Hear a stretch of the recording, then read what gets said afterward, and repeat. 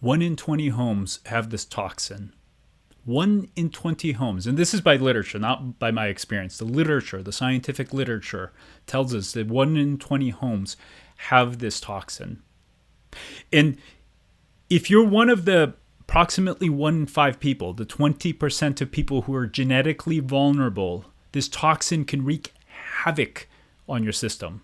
It is one of the few things in the world that I lose sleep over, and is one of the few toxins that I'm really paranoid about, because I've seen it do awful things, from chronic bronchitis and people ending up in the hospital, people getting IV antibiotics, people's immune systems being completely shot, severe weird immune issues, kids losing their mind. Literally, these kids that are exposed are literally losing their minds. They're acting psychotic. Adults can have depression, foggy brain.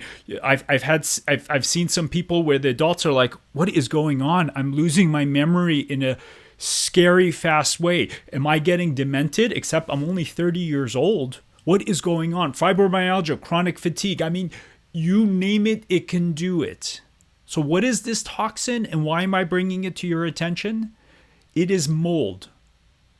1 in 20 homes, according to the data, some say it's more, some say it's a little bit less, approximately 1 in 20 homes have mold overgrowth. They have mold toxicity. It could be a leak in your roof. It could have been the bathroom that overflowed and still leaking.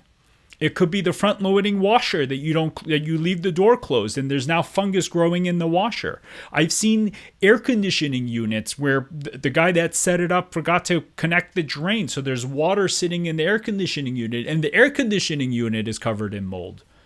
We've had families where their crawl space has too much humidity, so the mold is coming in from the crawl space into the house.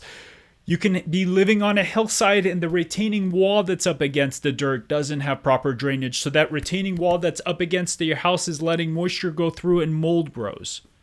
1 in 20 homes. And if you live in one of these homes and you're one of the 20% who's genetically vulnerable, this thing can cause awful things to happen.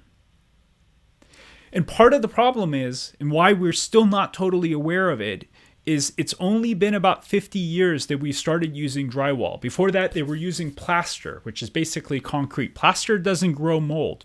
Drywall, which is basically paper compressed, is a perfect petri dish. Add water to drywall, you get mold. It's literally that simple. And this is all in the scientific literature. I'm not making this up. Drywall plus moisture equals mold.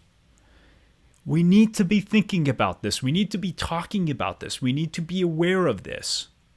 I've had enough families where mom was ending up in the hospital every 2 to 3 months because of a severe bronchitis and antibiotic after antibiotic after antibiotic. We've had moms and parents have severe sinus infections and their sinuses are blowing up and the antibiotics don't work.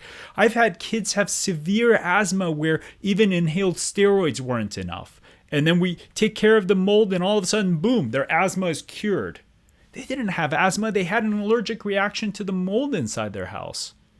I've had kids have severe and weird rashes that made no sense. Their skins were just reacting and blowing up. It was mold. And the saddest part of this is what happens to the children's brains. I've seen seizure disorders. I've seen tics. I've seen children lose IQ because they grew up in moldy homes with persistent learning disabilities. And the saddest part are the kids that are just going absolutely crazy. They're losing their minds. We can do something about this. We can prevent this. We can make sure that people and kids don't suffer unnecessarily. And if you don't believe me, totally cool. Just do a search for mycotoxin neuropsychiatric conditions, mycotoxins bronchitis, mycotoxins asthma, mycotoxins rash. All of this literature is out there. The problem is that somehow that literature has stayed in the science world and hasn't translated into the medical world. And that's what we need to do. We need to take all of this information and make sure everyone knows about this. And that's why I need your help. Help get this message out there. We're going to be posting a lot more information on this. This isn't just a single message. You'll see this come up in different ways. I'm going to share cases where I've taken care of kids who have had mold toxicity.